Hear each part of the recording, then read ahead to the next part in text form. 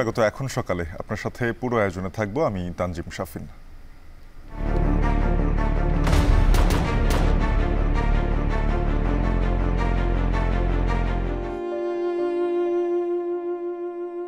তারা হয়তো মনে করেছে যে ঠিক আছে, এটা করলে যখন সামাল দেওয়া যায় তখন হয়তো তারা করেই গেছে। ভারতের দিক থেকে সদিচ্ছার অভাব ছিল, বাংলাদেশের দিক থেকেও শক্ত কোনো একটা অবস্থান নেওয়া হয়নি। কিন্তু কেন নেওয়া হয়নি এটাকে যদি আপনি বলেন যে এক ধরনের তুষ্ট করার একটা প্রবণতা হয়তো বা ছিল আমাদের দিক থেকে। বাংলাদেশ ভারত সম্পর্কের ক্ষেত্রে একটা অত্যন্ত নেতিবাচক ভূমিকা রাখতেছে। এটা দুই দেশের স্বার্থেই উচিত এটা থেকে বেরিয়ে আসা। থামছে না সীমান্তে বিএসএফ এর গুলিতে বাংলাদেশি মৃত্যুর ঘটনা। গত 14 বছরে মারা গেছে 579 জন, যা বর্ডার গাইডলাইনের লঙ্ঘন। এজন্য অবশ্যই হাসিনা সরকারের নতজানু পররাষ্ট্রনীতি বড় কারণ বলে মনে করেন বিশ্লেষকরা। এ নিয়ে এখন সকালে থাকছে বিস্তারিত।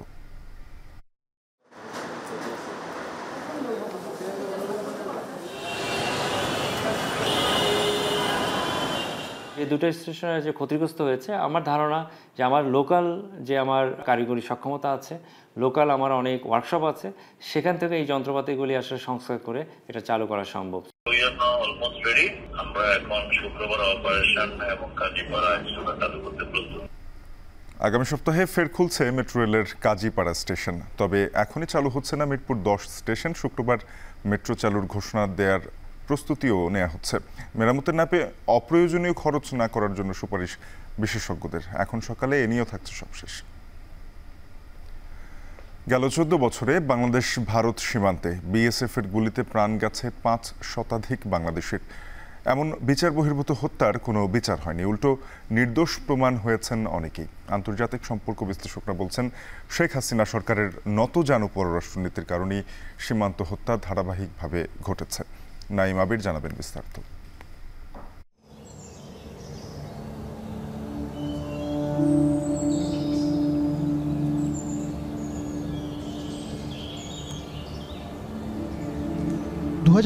সালের 7 জানুয়ারি কুয়াশা ঢাকা ভোরে বাবার সঙ্গে দেশে ফিরছিল 15 বছরের কিশোরী ফেলানী।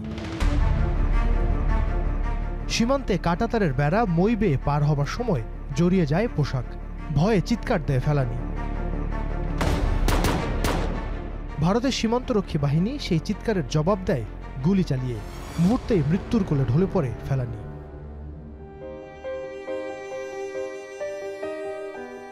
নয়াদিল্লিতে গৃহকর্মীর কাজ করা ফেলানীর দেশে ফিরে বসার কথা ছিল বিয়ের পিঁড়িতে, অথচ তার প্রাণহীন দেহটি 5 ঘন্টা ধরে উল্টোভাবে ঝুলে থাকল কাঁটাতারে।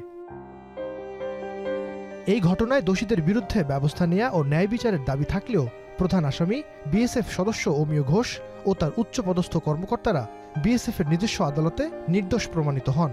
বকেয়ায় রয়ে যায় ফেলানীর রক্তের ঋণ।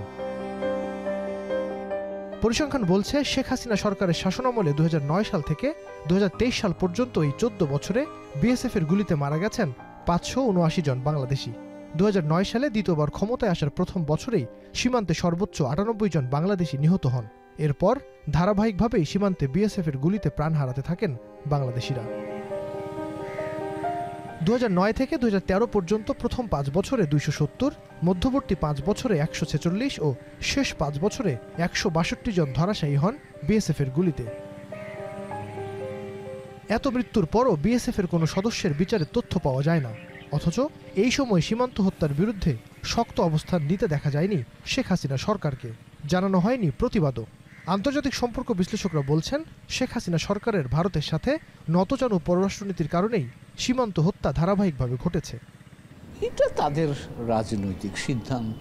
তারা হয়তো প্রতিবাদ করেননি, তাদের মনে হয়েছে যে এই প্রতিবাদ করে মন খারাপ, অন্য পক্ষের মন খারাপ তারা হয়তো করতে চান। স্পষ্টভাবে আমরা সেভাবে কথা বলিও নি। তারা হয়তো মনে করেছে যে ঠিক আছে, এটা করলে যখন সামাল দেওয়া যায় তখন হয়তো তারা করেই গেছে। কিন্তু এটা তো এটা অনভিপ্রেত মানুষ কেন্দ্রিক যে বাস্তবতা, এইটা আসলে যে আর্টিফিশিয়াল বর্ডার যখন আঁকা হয়েছে, তারপর যে নীতি যে পলিসি যেটা পার্সু করা হয়েছে সেখানে সেটা রিফ্লেক্টেড হয়েছে বলে আমার মনে হয় না।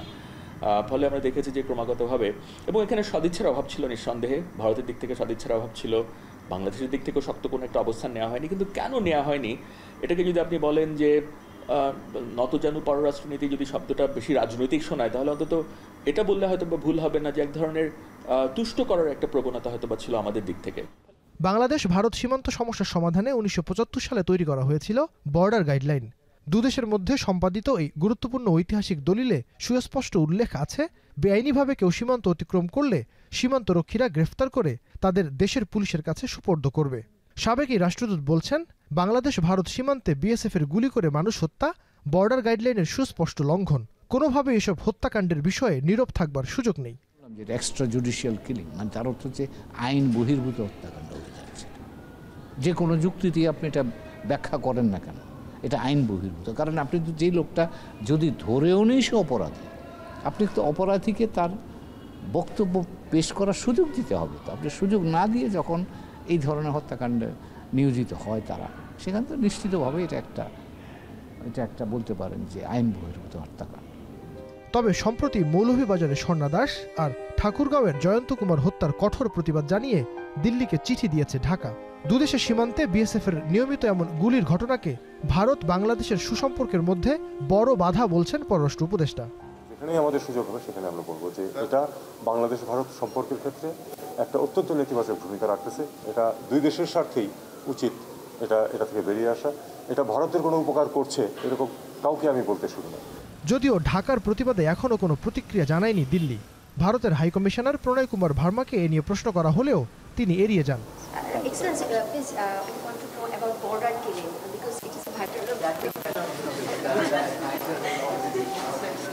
তবে সীমান্ত হত্যা বন্ধ নিয়ে অন্তর্বর্তী সরকারের শক্ত অবস্থানকে ইতিবাচক হিসেবে দেখছেন এই বিশ্লেষক। আমার মনে হয় এটা খুব ভালো শুরু যে আমরা দেখতে পাচ্ছি যে আমাদের পররাষ্ট্রনীতিতে একটা গুণগত পরিবর্তন এসেছে, এবং আমরা দেখেছি যে পররাষ্ট্র উপদেষ্টা তিনি বেশ শক্তপোক্তভাবে একটা অবস্থান নিয়েছেন এবং উনি বেশ ভোকালি বলছেন যে আমাদের অবস্থানকে, এবং আমরা প্রতিবাদটি ভালো শক্ত প্রতিবাদ লিপি পাঠিয়েছি। আমার মনে হয় এটা একটা খুব ভালো শুরু, এবং আমাদের আর কি অপশন আছে, আমরা হয়তো এটাকে আন্তর্জাতিক পর্যায়ে নিয়ে যেতে পারি। কিন্তু আমাদের জন্য বাংলাদেশ ভারত সম্পর্ক খুবই গুরুত্বপূর্ণ, এবং বাংলাদেশ ভারত সম্পর্কে আসলে ভালো সুসম্পর্কের জন্য এটা ভালো কিছু হবে না এটাকে এই মুহূর্তে আন্তর্জাতিক পর্যায়ে নিয়ে যাওয়া। সীমান্ত হত্যা নিয়ে বাংলাদেশ সরকারের পররাষ্ট্রনীতি এটি আরও আগে নিতে পারলে খুব ভালো হতো। যদিও একাধিকবার সীমান্ত হত্যা বন্ধের আশ্বাস দিলেও সে বিষয়ে জোরালো কোনো পদক্ষেপ নেয়নি ভারত। নাইম আবির, এখন, ঢাকা। রাজধানীর সেগুনবাগিচা ও বেইলি রোড এলাকা থেকে গ্রেপ্তার করা হয়েছে ক্ষমতাচ্যুত আওয়ামী লীগ সরকারের সাবেক মন্ত্রী আসাদুজ্জামান নূর ও প্রতিমন্ত্রী মাহবুব আলী। দুটি আলাদা মামলায় রোববার রাতে তাদের গ্রেপ্তার করে ডিবি। যাত্রাবাড়ী থানার দায়ের করা মামলায় সাবেক বেসামরিক বিমান প্রতিমন্ত্রী মাহবুব আলীকে রাজধানীর সেগুনবাগিচা থেকে গ্রেপ্তার করা হয়। তিনি সাবেক প্রধানমন্ত্রী শেখ হাসিনার মন্ত্রিসভায় জায়গা পেয়েছিলেন 2018 সালে। এদিকে সংস্কৃতি বিষয়ক মন্ত্রণালয়ের সাবেক মন্ত্রী আসাদুজ্জামান নূরকে গত রাত 11টায় বেইলি রোডের নওরতন কলোনি থেকে গ্রেপ্তার করে গোয়েন্দা বিভাগ। তিনি মিরপুর থানার একটি মামলায় আসামি। আসাদুজ্জামান নূর আওয়ামী লীগের মনোনয়ন থেকে নীলফামারী থেকে 5 বার সংসদ সদস্য নির্বাচিত হন। বাংলাদেশের সাংস্কৃতিক অঙ্গনের জনপ্রিয় মুখ এই প্রখ্যাত নাট্য অভিনেতা।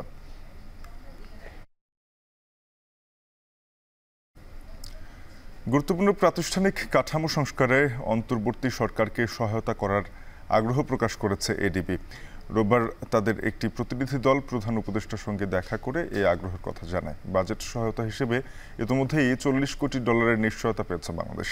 আর তাদের কাছ থেকে শুধু ব্যাংক খাত সংস্কারে আরও $130 কোটি চাওয়া হলে $150 কোটি দেওয়ার প্রস্তাব করে এডিবি। এছাড়া আর্থিক খাত সংস্কারে বিশ্বব্যাংকের কাছ থেকেও $100 কোটি ঋণ সহায়তা পাচ্ছে বাংলাদেশ। আরও জানাবেন দেবরাজদেব। ইউক্রেনে 2021 সালে রাশিয়ার আক্রমণের সাথে করোনা মহামারীর পর থেকেই ধুঁকছে বাংলাদেশের অর্থনীতি। নানা সংস্থা থেকে অর্থ সহায়তার পাশাপাশি আর্থিক খাতের নানা সংস্কার ও পরিবর্তনের মধ্য দিয়ে চলছে দেশের অর্থনৈতিক খাত। গেল 5 আগস্ট আওয়ামী লীগ সরকারের পতনের পর আর্থিক খাতের সংস্কার নিয়ে অন্তর্বর্তী সরকার মাঠে নেমেছে আরও জোরে সোরে। বিগত সরকারের আর্থিক খাতের অনিয়ম, অর্থ পাচারে ধুঁকতে থাকা অর্থনীতিকে সহায়তা দিতে আগের সরকারের মতো নতুন সরকারও আর্থিক সংস্থাগুলো থেকে বাজেট সহায়তা চেয়েছে। রোববার বিকেলে বাংলাদেশ ব্যাংকের গভর্নরের সাথে বৈঠকে বসে বিশ্ব ব্যাংক ও এডিবির প্রতিনিধিরা। এর মধ্যে আগামী ডিসেম্বর নাগাদ $1 বিলিয়ন ঋণ সহায়তা দেওয়ার বিষয়টি নিশ্চিত করেছে বিশ্ব ব্যাংক। অন্যদিকে এডিবির সাথে বৈঠকে $130 কোটি পাওয়া নিয়েও আশাবাদী বাংলাদেশ ব্যাংক। এর আগে দুপুরে সচিবালয়ে অর্থ মন্ত্রণালয়ে এশীয় উন্নয়ন ব্যাংক এডিবির প্রতিনিধি দল বৈঠকে বসেন অর্থ ও পরিকল্পনা উপদেষ্টার সাথে। এ সময় চলতি বছরের ডিসেম্বরে $40 কোটি ঋণ সহায়তা দেওয়ার পাশাপাশি ভবিষ্যতে স্বল্প ও দীর্ঘমেয়াদী ঋণের ব্যাপারেও কথা হয়েছে বলে জানান উপদেষ্টা।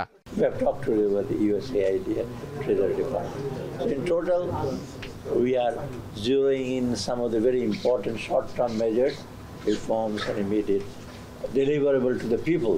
That is most important for us. Second, we have some mid-term, madhyameyadi jinish ache, mid-term, and there are some long-term things which maybe will start the process.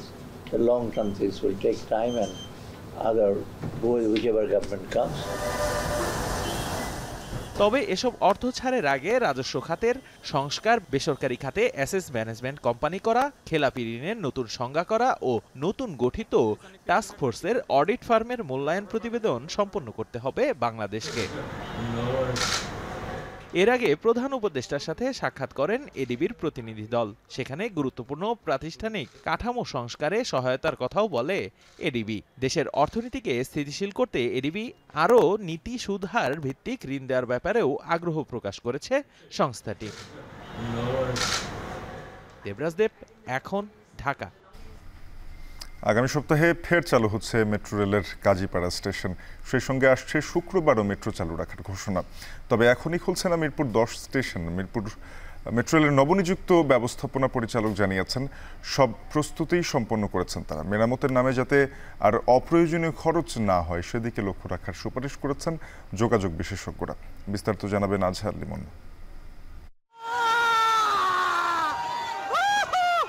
এক বছরেও যন্ত্রপাতি এনে সচল করা সম্ভব হবে না বলে এক্সপার্টরা জানিয়েছে। বলা হয়েছিল ক্ষতিগ্রস্ত স্টেশন 1 বছরের আগে চালু করা যাবে না, মেরামতে খরচ পড়বে শত কোটি টাকা। কিন্তু 1 বছর নয়, চালু হচ্ছে মোটামুটি 1.5 মাসের মাথায়, খরচও অত না। বস্তুত কোটা সংস্কার আন্দোলনের মধ্যে ব্যাপকভাবে ক্ষতিগ্রস্ত হয় মেট্রো রেলের কাজীপাড়া ও মিরপুর 10 স্টেশন। আর এই কারণে প্রায় মাসখানেক বন্ধ রাখা হয়েছিল পুরো মেট্রো রেল। 35 দিনের মাথায় পুনরায় মেট্রো চলাচল শুরু করলেও বন্ধই থাকে কাজীপাড়া ও মিরপুর 10 স্টেশন। তখন থেকেই প্রশ্ন ছিল, কতদিন মেট্রো সুবিধা বঞ্চিত থাকবে এই দুই এলাকার মানুষ। ফাইনাল একটা পরীক্ষা হয়েছে, মোটামুটি ওকে। এখন কেমন চেক করে দিয়েছি, কার্ড পাঞ্চ করা, টিকিট কাটা, টপ আপ করা, চেক করে দিয়ে সব ঠিক আছে। ইনশাআল্লাহ আমরা দ্রুততম সময়ের মধ্যে চালু করতে পারবো। মেট্রোর নবনিযুক্ত এই ব্যবস্থাপনা পরিচালক জানিয়েছেন, মূলত হালকা মেরামত ও অন্যান্য স্টেশন থেকে রেশনিং করে যন্ত্রাংশ প্রতিস্থাপন করায় এই স্টেশনটি পুনরায় এত দ্রুত চালু করা সম্ভব হচ্ছে। এর জন্য কারিগরি সব পরীক্ষাই এরই মধ্যে সম্পন্ন হয়েছে। এখন অপেক্ষা শুধু একটি তারিখের, যেটার জন্য সংশ্লিষ্ট মন্ত্রণালয়ের মাধ্যমে আবেদনও করা হয়েছে। ব্যবস্থাপনা পরিচালক আরও জানান, উদ্বোধনের তারিখটি পেলে ওই দিনই শুক্রবার মেট্রো চালু করার ঘোষণা দেওয়ারও প্রস্তুতি নেওয়া হচ্ছে। আমরা এখন শুক্রবার অপারেশন এবং কাজীপাড়া চালু করতে প্রস্তুত। তেমন সব শেষ মুহূর্তের ফাইনাল কাজ চলছে। আমাদের অথরিটির নলেজে দেওয়া হয়েছে, আজকে আমরা একটা দিন দিবেন আশা করছি। কাজীপাড়া স্টেশন চালু হলেও সহসাই চালু করা যাচ্ছে না মিরপুর 10 স্টেশন, কারণ এখানে কিছু যন্ত্রাংশ এত ক্ষতিগ্রস্ত হয়েছে যে নতুন করে সংযোজন করতে হবে। এই যোগাযোগ বিশেষজ্ঞ বলছেন, মেরামতের নামে যাতে অপ্রয়োজনীয় অর্থ ব্যয় না হয় সেদিকে খেয়াল রাখতে হবে। যে দুটো স্টেশনে যে ক্ষতিগ্রস্ত হয়েছে, আমার ধারণা যে আমার লোকাল যে আমার কারিগরি সক্ষমতা আছে, লোকাল আমার অনেক ওয়ার্কশপ আছে, সেখান থেকে এই যন্ত্রপাতিগুলি আসলে সংস্কার করে এটা চালু করা সম্ভব। সো 1 বছরে যে কথা বলা হয়েছে এটা আসলে অতিরঞ্জিত এবং রাজনৈতিক সিদ্ধান্ত, এবং ব্যয়ের যে কথাটা বলা হয়েছে এটা অনেকটা রাজনৈতিক সিদ্ধান্ত। যে টিকিট মেশিন বলা হচ্ছে ক্ষতিগ্রস্ত, এটার বিকল্প কোনো ব্যবস্থা করেও কিন্তু এটা চালু করা যেতে পারে। এই বিশেষজ্ঞ আরও বলেন, মেট্রোকে যুগোপযোগী করতে এটিকে বিচ্ছিন্ন একটি করিডোর হিসেবে নয়, একটি নেটওয়ার্ক হিসেবে বিবেচনা করতে হবে। সবার আগে গুরুত্ব দিতে হবে নিরবচ্ছিন্ন যাত্রী সেবা নিশ্চিতের। আজহার লিমন, এখন, ঢাকা। কোটি কোটি টাকা ব্যয়ে চীন থেকে আমদানি করা প্রায় 500 মালবাহী ওয়াগন পড়ে আছে চিটাগং গুডস পোর্টইয়ার্ডে। সম্প্রতি 60টি ওয়াগন খাদ্যশস্য পরিবহনে ব্যবহৃত হলেও বাকি ওয়াগন খোলা আকাশের নিচে নষ্ট হচ্ছে। ট্রেনে খাদ্যশস্য ও পাথর পরিবহন কম হলেও বৈদেশিক মুদ্রা ব্যয়ে ওয়াগন কেনার যৌক্তিকতা নিয়ে প্রশ্ন উঠেছে। মোহাম্মদ নবাবের ক্যামেরায় বিস্তারিত জানাবেন হাজেরা শিউলি। রেল লাইনের বুক জুড়ে অলস পড়ে আছে হলুদ ও লাল বর্ণের সারি সারি ওয়াগন। 1 বছর আগে প্রায় 400 কোটি টাকা ব্যয়ে চীন থেকে এসব মিটার গেজ ওয়াগন আমদানি করে রেলওয়ে। 580টি ওয়াগনের মধ্যে 386টি খাদ্যশস্য ও 174টি পাথর পরিবহনের জন্য কেনা হয়। এর মধ্যে 60টি খাদ্যশস্যবাহী ওয়াগন চলতি মাসে সরকারি গুদামে গম পরিবহনে নিযুক্ত করা হয়, আর বাকিগুলো এখনও চিটাগাং গুডস পোর্টইয়ার্ডে খোলা আকাশের নিচে পড়ে থেকে নষ্ট হচ্ছে। এরই মধ্যে চুরি হয়েছে বেশ কিছু মূল্যবান ব্যাটারিও। 30টি ওয়াগন বা বগি মিলে চলে একটি খাদ্যশস্যের ট্রেন। প্রতি ট্রেনে রেলের আয় প্রায় 7 লাখ টাকা। এক্ষেত্রে 386টি ওয়াগন দিয়ে দৈনিক কমপক্ষে 10টি ট্রেন চললেও বছরে রেলের বাড়তি আয় হতো 255 কোটি টাকা। তবে কেন এসব ওয়াগন পড়ে আছে এই বিষয়ে জানতে রেলওয়ে পূর্বাঞ্চলের মহাব্যবস্থাপকের কার্যালয়ে গেলেও ক্যামেরার সামনে কথা বলতে রাজি হননি তিনি। জানান খাদ্য বিভাগের চাহিদা না থাকায় এগুলো চলছে না। আমাদের এখানে যারা ডিমান্ড দিবে তারাই করবে। এখন দেখা গেছে সরকারি খাদ্যশস্য, তারপর বিপিসি তেল যারা ক্যারি করে তাদের ডিমান্ড দেয়, আমরা ওই অনুযায়ী কিন্তু পরিচালনা করি। কারণ সরকারি খাদ্যশস্যের ক্ষেত্রে যদি ডিমান্ড না প্লেস করে তাহলে তো বসে থাকবে, আর যখন ডিমান্ড দিবে আমরা কিন্তু তাদের গন্তব্যে পৌঁছে দেব। জানা গেছে বর্তমানে সরকারি পর্যায়ে খাদ্যশস্য আমদানি কমে যাওয়ায় মাসে 2-3টির বেশি খাদ্যশস্যের ট্রেন চলে না। চাহিদা না থাকলেও এসব ওয়াগন কেনা নিয়ে প্রশ্ন উঠেছে। শুধু তাই নয়, এই ওয়াগনের গায়ে ধারণ ক্ষমতা লেখা আছে 46 মেট্রিক টন, অথচ বাস্তবে এগুলো পরিবহন করতে পারে মাত্র 31 মেট্রিক টন। অর্থাৎ এখানেও হয়েছে বড় ধরনের দুর্নীতি। একইভাবে রেলপথে পাথর পরিবহন দীর্ঘদিন বন্ধ থাকলেও কেনা হয়েছে 174টি খোলা ওয়াগন। লাল রঙা এসব ওয়াগনও 1 বছর ধরে ইয়ার্ডে পড়ে আছে। এসব ওয়াগন থেকে কোনো আয় না হলেও চিটাগাং গুডস পোর্টইয়ার্ডের সচল লাইন দখল করে আছে। ফলে ট্রেন অপারেশন, বগি সংযোজন ও বিয়োজনে সমস্যা হচ্ছে। সেই সঙ্গে ঢাকা, ময়মনসিংহ, দিনাজপুর ও সিলেট সহ বিভিন্ন গন্তব্য থেকে আসা ট্রেন রিসিভ করতেও সমস্যায় পড়তে হচ্ছে কর্তৃপক্ষকে। এই ওয়াগনগুলো আমার এখানে ছাড়া আর কোথাও রাখা যাবে না। এটা হলো বড় ডিপু, ফসল লাইনগুলো ব্লক হয়ে গেছে, আমার শার্নিং করতে সমস্যা হয়, আমার ডাউন ট্রেন রিসিভ করতে সময় লাইন থাকে না, এই জন্য এটা আমরা বেকায়দায় পড়ে যাই। তারপরেও তো কাজ চালাইতে হবে, আমরা চালাইনি। বিশিষ্ট জনরা বলছেন রেল সম্ভাবনার একটি বড় খাত হলেও কেনাকাটা ও প্রকল্প গ্রহণে অনিয়ম, দুর্নীতির কারণে লাভের মুখ দেখছে না রেলওয়ে। এটা সম্ভাবনার একটা বিশাল খাত। সেখানে শুধু সমস্যা যেটা নিয়ন্ত্রণকারী সংস্থা, তাদের যে মনিটরিং অথরিটি, তাদের দুর্নীতিপরায়ণতা, দুর্বলতা এবং অদক্ষতা তার কারণে পিছিয়ে আছে। 2022-23 অর্থ বছরে পণ্য পরিবহন করে রেলওয়ের আয় হয়েছে 153 কোটি টাকা। যদিও সদ্য শেষ হওয়া 23-24 অর্থ বছরে রেলওয়ে পণ্য পরিবহন করে আয় করেছে 150 কোটি 48 লাখ টাকা। এ খাতে গেল বছরের চেয়ে আয় কমেছে প্রায় 2.5 কোটি টাকা।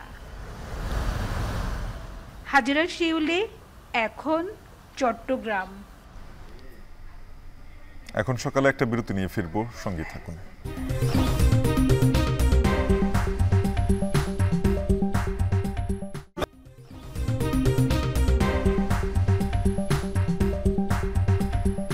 ফিরে এলাম বিরতির পর, দেখছেন এখন সকাল।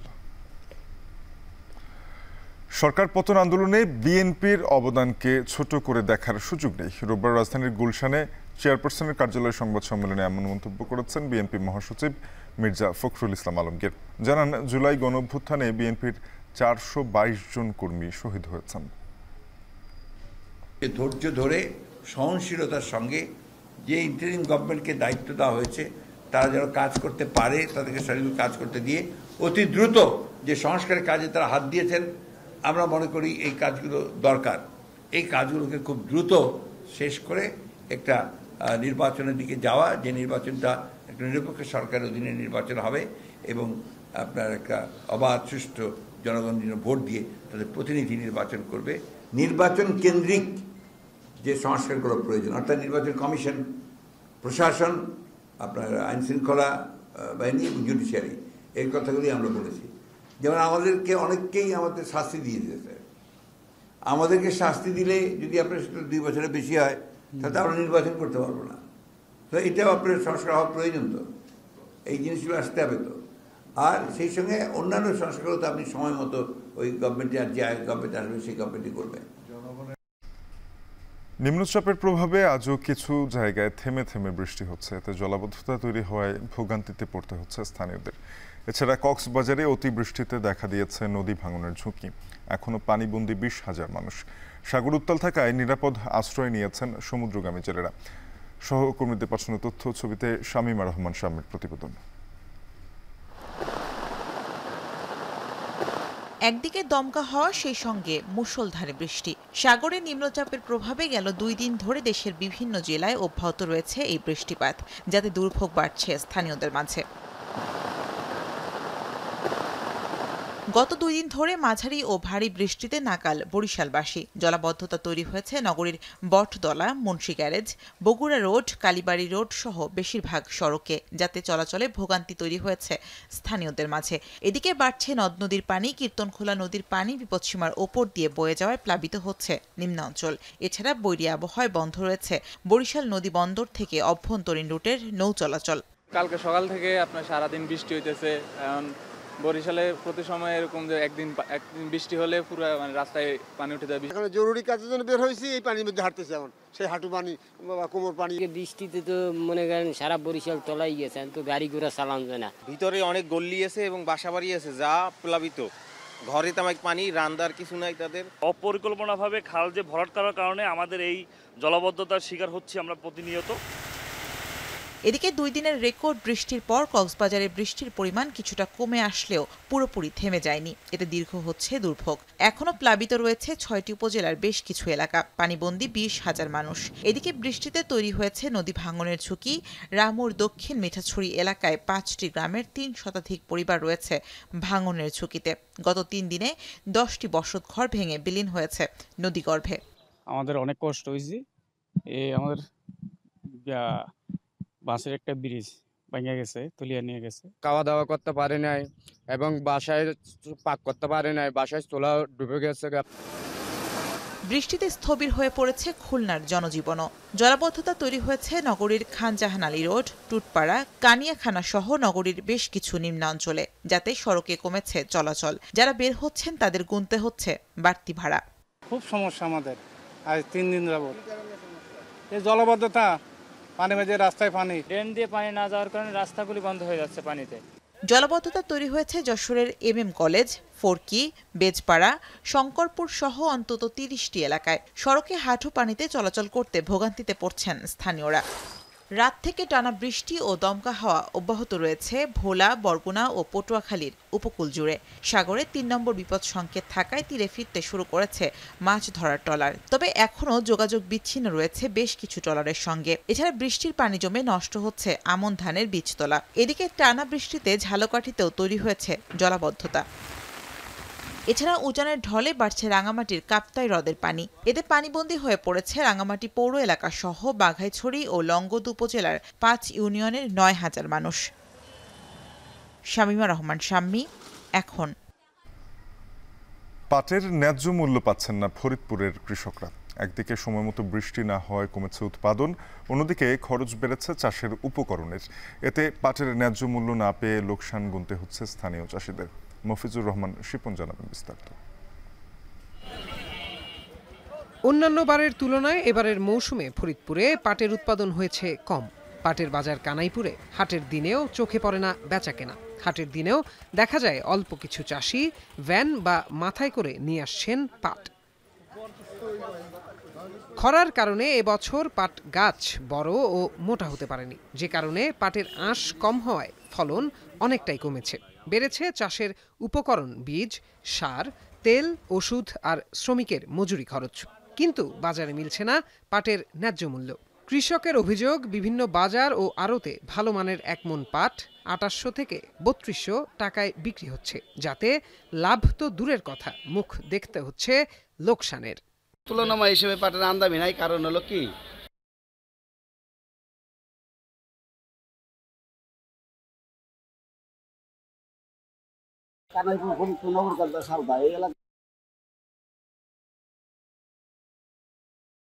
খরচ হয়েছে সেই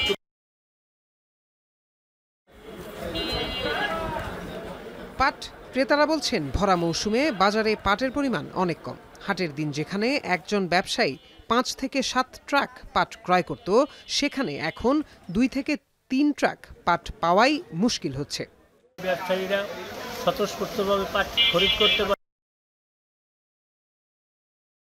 যা খরচা করি তাই ওঠে না। এমনি পাট ৩০০০ মণ পাট বেচে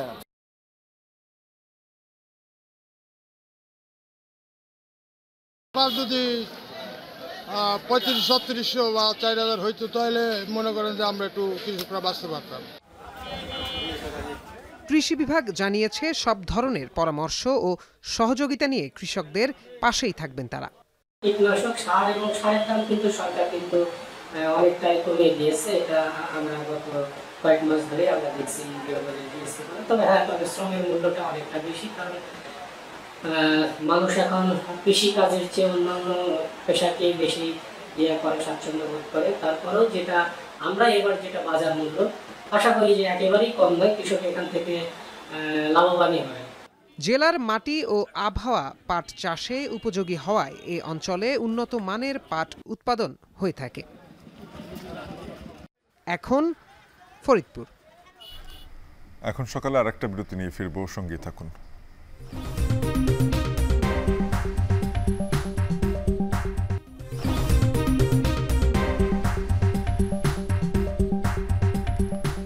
ফিরে এলাম বিরতির পর, দেখছেন এখন সকাল। নানা প্রতিকূলতার মধ্য দিয়ে চলছে বাগেরহাটে থাকা দেশের একমাত্র মহিষ প্রজনন ও উন্নয়ন খামার। খামারে দুধের উৎপাদন বাড়লেও মহিষের স্বাস্থ্য ও পরিচর্যা নিয়ে রয়েছে শঙ্কা। নানা জাতের মহিষ খামারে থাকলেও নেই পর্যাপ্ত জনবল, ফলে বাড়ছে মহিষের মৃত্যু। রামিম চৌধুরীর প্রতিবেদন, ক্যামেরায় ছিলেন হেলাল মোল্লা।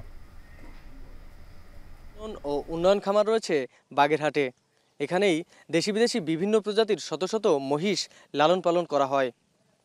এখান থেকেই দেশের বিভিন্ন খামারে ভর্তুকি মূল্যে সরবরাহ করা হয় মহিষ। তবে এই প্রতিষ্ঠান নিয়ে রয়েছে নানা বিতর্ক। আজ আমরা জানবো এই খামারের নানা রকম গল্প। সকাল হতেই চারণভূমিতে মহিষের অবাধ বিচরণ, পরে সারিবদ্ধভাবে নামানো হয় পুকুরে। বাগেরহাটের মহিষ প্রজনন ও উন্নয়ন খামারে শ্রমিকদের ব্যস্ত সময় শুরু হয় সকাল থেকেই।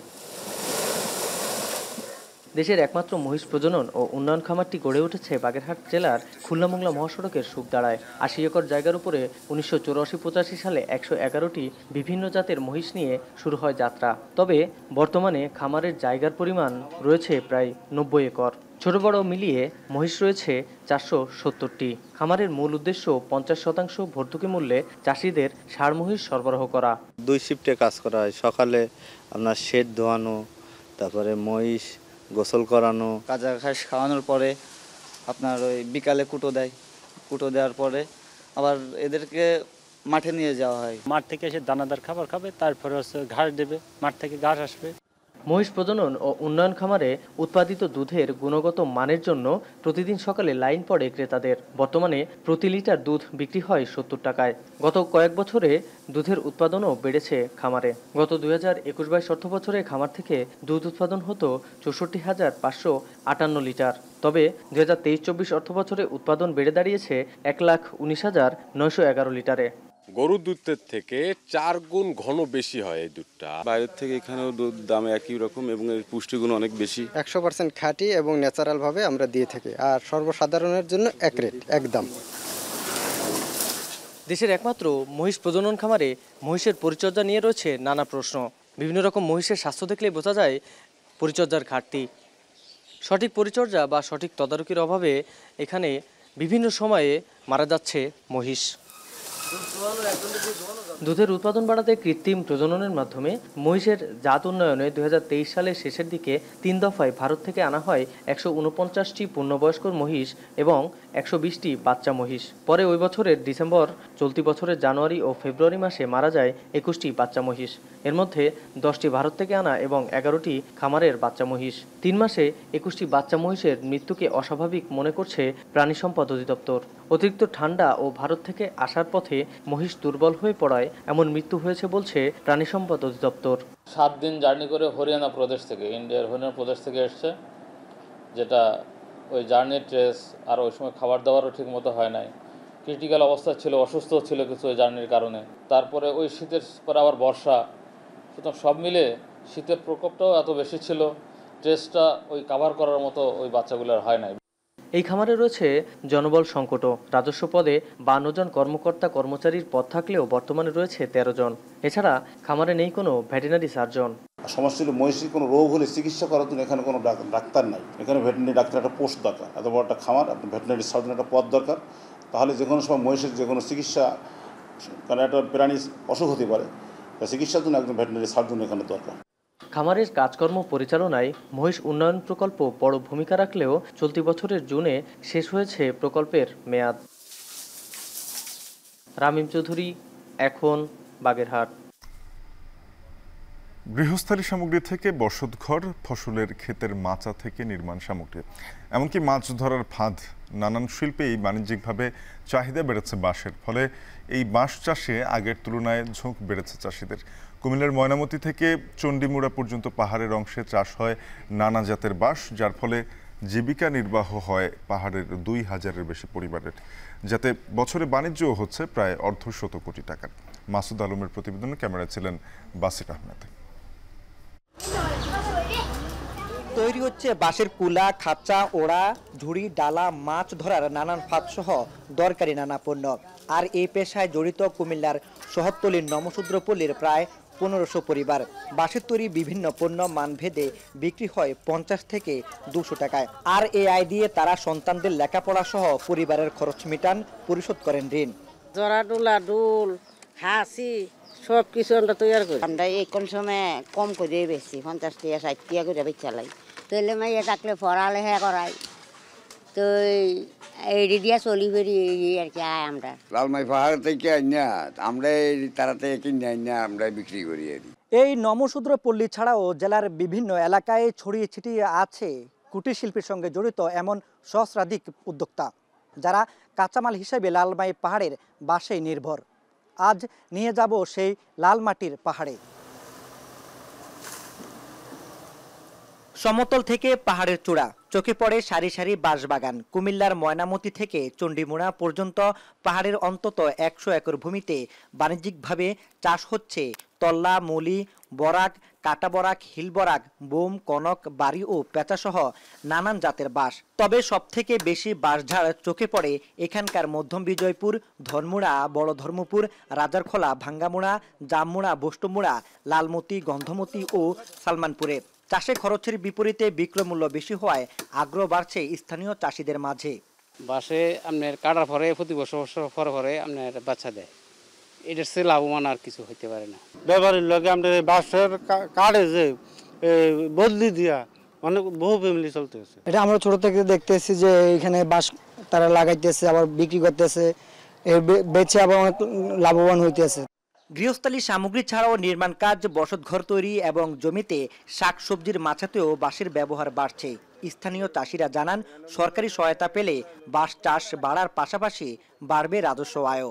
মোটা বাঁশটা কিনি মনে করেন না 8000, 10000 টাকা করিয়া, 12000 টাকা করিয়া। আর মিডিয়ামটা কিনি আপনার 60 টাকা, 50 টাকা করিয়া। টনাটা কিনি আপনার 40-45 টাকা করে। ঢাকা থেকে আসে, চিটাং থেকে আসে, সানপুর, বিভিন্ন বেয়ারিরা আছে, এদিকে থেকে মাল কিনে নেয়। যদি আমরা একটা বাঁশ 300 টাকা কিনি, তো ধরেন একটা বাঁশ 400-450 টাকা করে আমি কাটা টানা লই আমি দিই।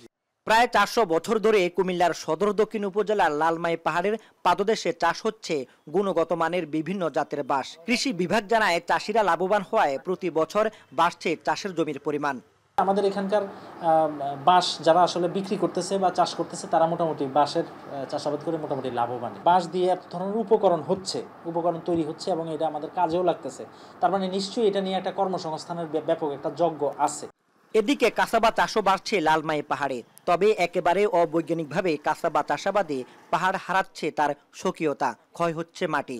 অন্যদিকে ভারী বর্ষণ সহ নানা দুর্যোগে পাহাড়ের ক্ষয়রোধে ভূমিকা রাখে বাঁশের শিকড়। তাই পরিবেশবিদরা মনে করেন কাসাবা ছেড়ে বাঁশ চাষে উদ্বুদ্ধ হবে চাষিরা। মাসুদ আলম, এখন কুমিল্লা। এখন সকালে আরেকটি বিরতির পর ফিরবো দেশের বাইরের খবর নিয়ে, সঙ্গে থাকুন।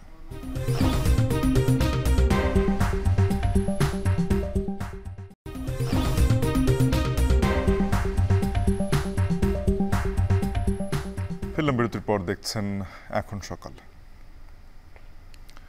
মার্কিন প্রেসিডেন্ট নির্বাচনের আগে আবারও ট্রাম্পকে হত্যা চেষ্টায় বন্দুক হামলা চালানো হয়েছে। এই ঘটনায় বন্দুকসহ সন্দেহভাজন একজনকে আটক করা হয়েছে। তবে ট্রাম্প নিরাপদে আছেন বলে জানিয়েছে সিক্রেট সার্ভিস। নির্বাচনের আগে দুবার একই প্রার্থীর উপরে হামলার ঘটনায় উত্তপ্ত মার্কিন রাজনীতি। তৌহিদুর রহমান জানাচ্ছেন বিস্তারিত। পেনসিলভেনিয়ার নির্বাচনী প্রচারণা সমাবেশে হামলার ৬৫ দিনের মাথায় আবারও হত্যা চেষ্টার শিকার সাবেক মার্কিন প্রেসিডেন্ট ডোনাল্ড ট্রাম্প। এবার ফ্লোরিডার ওয়েস্ট পাম বিচ এলাকায় নিজের মালিকানাধীন গলফ মাঠে ট্রাম্প খেলার সময় বন্দুক হামলার ঘটনা ঘটল। ট্রাম্পের নিরাপত্তার দায়িত্বে থাকা সিক্রেট সার্ভিসের সদস্যরা গলফ মাঠের পাশে থাকা ঝোপের ভেতরে বন্দুকধারীর নল তাক করা দেখা মাত্রই অন্তত ৪টি গুলি চালিয়ে দেয়। এরপর ওই ব্যক্তি বন্দুক ফেলে গাড়িতে করে পালিয়ে যান। স্থানীয় সময় রোববার বেলা ১:৩০টার দিকে হামলার পর যুক্তরাষ্ট্রে আতঙ্ক ছড়িয়ে পড়ে। এরই মধ্যে সন্দেহভাজন এক ব্যক্তিকে অস্ত্রসহ আটক করা হয়েছে। তবে ট্রাম্প নিরাপদ আছেন বলে জানিয়েছেন তার নিরাপত্তারক্ষী ও প্রচার শিবির। রিপাবলিকান দল থেকে টানা তৃতীয়বার প্রেসিডেন্ট প্রার্থী হওয়া এই নেতাকে হত্যা চেষ্টায় এবারও গুলি চালানো হয়েছে বলে প্রাথমিকভাবে ধারণা করছে দেশটির গোয়েন্দা সংস্থা FBI। গুলির ঘটনায় সামাজিক যোগাযোগ মাধ্যমে প্রতিক্রিয়া জানিয়েছেন ট্রাম্পের প্রতিদ্বন্দ্বী প্রেসিডেন্ট প্রার্থী কামালা হ্যারিস। যুক্তরাষ্ট্রে সহিংসতার কোনো স্থান নেই বলে কঠোর বার্তাও দেন তিনি। যুক্তরাষ্ট্রের মতো দেশে প্রেসিডেন্ট নির্বাচনের আগে পরপর দুবার একই প্রার্থীর উপর হামলার ঘটনায় উত্তপ্ত মার্কিন রাজনীতি। এবার দেশটির নিরাপত্তা সক্ষমতা নিয়েও প্রশ্ন তুঙ্গে। এর আগে ১৩ জুলাই পেনসিলভেনিয়ার গুলির ঘটনায় পদত্যাগ করেছিলেন সিক্রেট সার্ভিসের প্রধান, যদিও সেই হামলার রহস্যের অনেক জট এখনো খোলেনি। তৌহিদুর রহমান, এখন বিশ্ব। টানা ১৩ বছরের বেশি সময় ক্ষমতায় থাকা অবস্থায় সবচেয়ে বড় বিক্ষোভের মুখে পশ্চিমবঙ্গের মুখ্যমন্ত্রী মমতা বন্দ্যোপাধ্যায়। রাজ্যের বাসিন্দাদের প্রশ্ন, বাংলার মেয়ের হাতেই বাংলার মেয়ের নিরাপত্তা, সুবিচার কোথায়? প্রশ্ন উঠেছে নিহত চিকিৎসকের ন্যায় বিচার নিশ্চিত করা আর চিকিৎসকদের নিরাপত্তার দাবি পূরণে কেন এমন কালক্ষেপণ করছেন মমতা। বিস্তারিত জানাচ্ছেন নুজহাত কামাল। কলকাতার আরজিকর হাসপাতালে সহকর্মীকে ধর্ষণ হত্যার ঘটনায় ন্যায় বিচারের দাবিতে জুনিয়র চিকিৎসকদের আন্দোলন গড়িয়েছে ৬ষ্ঠ সপ্তাহে। গেল ৯ আগস্ট থেকে কর্মবিরতির পাশাপাশি ৫ দাবিতে মঙ্গলবার থেকে রাজ্যের স্বাস্থ্য ভবনের বাইরেও বসেছেন ধর্নায়। দাবি না মানা পর্যন্ত অবস্থান ধর্মঘট চালিয়ে যেতে অনড় তারা। মুখ্যমন্ত্রী যখন ভোটের প্রচার করে তখন বড় বড় হোর্ডিংয়ে লেখা থাকে বাংলা নিজের মেয়েকেই চায়, তো বাংলা নিজের মেয়ের বিচার কেন দিচ্ছেন না?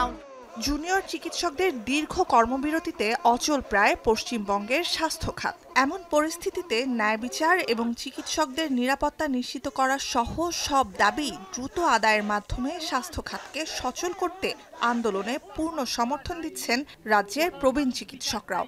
এমনকি প্রয়োজনে তারাও কর্মবিরতিতে যাবেন বলেও সতর্ক করেছেন প্রশাসনকে। সিনিয়র চিকিৎসকরা জুনিয়র ডাক্তারদের আন্দোলনের পাশে সর্বদাই আছে। যদি জুনিয়র ডাক্তারদের ওপর কোনো রকম শাস্তিমূলক ব্যবস্থা নেমে আসে তাহলে আমরা বাধ্য হব কর্মবিরতির মতো কোনো বড় পদক্ষেপ গ্রহণ করতে। দাবি ৫ দফা হলেও একটা দফাতেই আটকে আছে চিকিৎসকদের সঙ্গে রাজ্য সরকারের আলোচনা। সেই আলোচনার অপেক্ষায় পুরো রাজ্যের বাসিন্দা। বিক্ষুব্ধ জুনিয়র চিকিৎসকদের দাবি, মুখ্যমন্ত্রী মমতার সঙ্গে বৈঠকটি সরাসরি সম্প্রচার বা লাইভ স্ট্রিমিং করতে হবে, যেন আলোচনায় কি কথা হচ্ছে না হচ্ছে সেসব যেন জানতে পারেন সারা বাংলার মানুষ। কিন্তু এতে কোনোভাবেই রাজি নয় রাজ্য সরকার। নিহত চিকিৎসকের জন্য ন্যায় বিচার আর চিকিৎসকদের নিরাপত্তা নিশ্চিতের মতো সাধারণ দাবি পূরণে মমতার কালক্ষেপণে ক্ষুব্ধ সাধারণ মানুষ। খোলা হাওয়ায় আলোচনা চাইছিলেন উনি, খোলা হাওয়ায় খোলা মনে এইভাবেও তো কথা হতে পারতো। সারা পশ্চিমবঙ্গের মানুষ মুখ্যমন্ত্রীর মুখের দিকে তাকিয়ে বসে আছে। উনি আমাদের রাজ্যের মাতা, আমাদের ছেলে মেয়েদের মা, আমাদের বুকের বল। উনি ওনার জেদ ধরে ফাঁকা ঘরে একা বসে থাকলেন। এভাবেই উনি একা হয়ে যাবেন একদিন। গেল সপ্তাহে রাজ্য সরকারের সচিবালয় নবান্নে বৈঠকের জন্য 2 ঘন্টা অপেক্ষা করেও আন্দোলনকারীদের দেখা পাননি বলে দাবি করেন মমতা। যদিও দেননি দাবি অনুযায়ী আলোচনা লাইভ স্ট্রিমিংয়ের সুযোগ। তার দাবি, সুপ্রিম কোর্টে বিচারাধীন মামলা বলে এ নিয়ে বৈঠক সরাসরি সম্প্রচারের সুযোগ নেই। এ যুক্তি মানতে চাননি জুনিয়র চিকিৎসকরা। আইনও বলছে ভিন্ন কথা। যে মিটিং লাইভ স্ট্রিম হবে কি হবে না এটা বিচারাধীন ব্যাপার নয়, হতে পারে না। মিটিং ডাকার কথা বা আলোচনা করার কথা সুপ্রিম কোর্টের অর্ডারে বলা আছে, কিন্তু কিভাবে আলোচনা হবে, লাইভ স্ট্রিমিং হবে কি হবে না এটা বলা থাকতে পারে না। এটা কখনোই সাবজুডিস নয়। এটাকে সাবজুডিস বলা একটা মিথ্যে অজুহাত খাড়া করা। জ্যোতি বসুর পর পশ্চিমবঙ্গের সবচেয়ে দীর্ঘমেয়াদী মুখ্যমন্ত্রী মমতা বন্দ্যোপাধ্যায় 1000 একর কৃষি জমি পুঁজিবাদীদের কাছ থেকে ছিনিয়ে 9000-এর বেশি ভূমি মালিককে ফিরিয়ে দিতে প্রতিবাদের মশাল ধরা নেত্রী তিনি। সেই মমতাই টানা 13 বছরের বেশি সময়ের ক্ষমতায় সবচেয়ে বড় বিক্ষোভের মুখে পড়েছেন এখন। চতুর্দিক থেকে চাপ বাড়তে থাকার মধ্যে কোন পথ বেছে নেন তৃণমূল কংগ্রেস প্রধান, সেটাই দেখার অপেক্ষায় পশ্চিমবঙ্গবাসী। নুজহাত কামাল, এখন বিশ্ব। কূটনৈতিক সম্পর্ক উন্নয়নে জোর দিচ্ছে রাশিয়া। ইরানের পর উত্তর কোরিয়ার সঙ্গে পারস্পরিক সহযোগিতা সহ কৌশলগত সম্পর্ক এগিয়ে নিচ্ছে মস্কো। এসব দেশের সঙ্গে পারমাণবিক অস্ত্র সরবরাহের বিষয়কে নিজেদের জন্য হুমকি হিসেবে দেখছে যুক্তরাষ্ট্র সহ পশ্চিমা বিশ্ব। রাশিয়ার সঙ্গে চলমান যুদ্ধ নিয়ে শঙ্কায় পড়েছে ইউক্রেন। বিস্তারিত জানাচ্ছেন তানভীর জনি। পশ্চিমা শক্তির বিরুদ্ধে লড়াই করতে রাশিয়া এবার পাশে পাচ্ছে ইরান ও উত্তর কোরিয়াকে। দুই দেশের সঙ্গে কূটনৈতিক সম্পর্ক উন্নয়নে জোর দিয়েছেন রুশ প্রেসিডেন্ট ভ্লাদিমির পুতিন। ইতোমধ্যে মধ্যপ্রাচ্যের দেশ ইরানকে তাদের গুরুত্বপূর্ণ অংশীদার হিসেবে মর্যাদা দিয়েছে মস্কো। রাশিয়ার সঙ্গে সম্পর্ক গভীর করতে এগিয়ে এসেছে উত্তর কোরিয়া। ইরান ও উত্তর কোরিয়া দুটি দেশের সঙ্গেই পশ্চিমাদের বৈরী সম্পর্ক বিদ্যমান। এবার তাদেরকেই নিজেদের সঙ্গী করে নিল পশ্চিমাদের আরেক শত্রু দেশ রাশিয়া। গাজা ইসরায়েল যুদ্ধের শুরু থেকেই ফিলিস্তিনের পাশে দাঁড়িয়ে ইরানের লড়াই করে যাওয়াকে ভালো চোখে দেখছে না যুক্তরাষ্ট্র। এবার রাশিয়াকে স্বল্প পাল্লার ক্ষেপণাস্ত্র সরবরাহের অভিযোগে নতুন করে পশ্চিমাদের চক্ষুশূল হল তেহরান। এ ঘটনায় মধ্যপ্রাচ্যে অস্থিরতা বাড়বে বলে মনে করছে যুক্তরাষ্ট্র। এদিকে রাশিয়ার সঙ্গে সম্পর্ক আরও গভীর করতে আগ্রহী উত্তর কোরিয়ার নেতা কিম জং উন। ইউক্রেনের বিরুদ্ধে লড়াই করতে নিষেধাজ্ঞা অমান্য করে রাশিয়ার কাছে গোলাবারুদ বিক্রি করেছে দেশটি। গত জুন মাসে পিয়ংইয়ং সফরে গিয়ে কিমের সঙ্গে প্রতিরক্ষা চুক্তি করেন রুশ প্রেসিডেন্ট পুতিন। এবার দুই দেশের কৌশলগত সম্পর্ক উন্নয়নে পারস্পরিক স্বার্থ রক্ষায় একমত হয়েছে মস্কো ও পিয়ংইয়ং। ইউক্রেনের দাবি, যুদ্ধে অনেকটা কোণঠাসা হয়ে পড়েছিল রাশিয়া। তবে এবার ইরান ও উত্তর কোরিয়ার অস্ত্র সরবরাহের কারণে যুদ্ধক্ষেত্রে ইউক্রেনীয় বাহিনী এখন বড় সমস্যায় পড়বে। এদিকে যুদ্ধে রাশিয়াকে সহযোগিতা না করার আহ্বান জানিয়েছে পশ্চিমার নেতৃত্বাধীন সামরিক জোট নেটো। তাদের অভিযোগ, ইরান ও উত্তর কোরিয়ার মতো চীনও এতে ইন্ধন যোগাচ্ছে। War demonstrates that our security is not regional, it is global. Iran and North Korea are providing drones, ammunition and more, and China has become a decisive enabler of Russia's war against Ukraine. এদিকে মার্কিন president Joe বাইডেনের সঙ্গে British প্রধানমন্ত্রী কিয়ার স্টারমারের আলোচনায় উঠে আসে Iran ও উত্তর কোরিয়ার অস্ত্র সরবরাহের বিষয়। এ ঘটনায় তারা গভীর উদ্বেগ জানিয়েছেন। তবে রাশিয়ার বিরুদ্ধে দূরপাল্লার ক্ষেপণাস্ত্র ব্যবহারে কিয়েভকে অনুমতি দেননি এই দুই নেতা। রাশিয়াকে অস্ত্র সরবরাহের বিষয়টি ইরান অস্বীকার করলেও এ ব্যাপারে একেবারে নিশ্চুপ ক্রেমলিন। আর ইউক্রেন বলছে, যুদ্ধে তাদের বিজয় অর্জন অনেকটা নির্ভর করছে ওয়াশিংটনের পরিকল্পনার উপর। তানভীর জনি, এখন বিশ্ব। শেষ করছি এখন সকাল। এখন টেলিভিশনের ওয়েবসাইট দেখতে ভিজিট করুন www.ekon.tv। যুক্ত থাকুন ফেসবুকে facebook.com/tv.ekon, আর ইউটিউবে সরাসরি দেখতে ভিজিট করুন youtube.com/c/ekontv।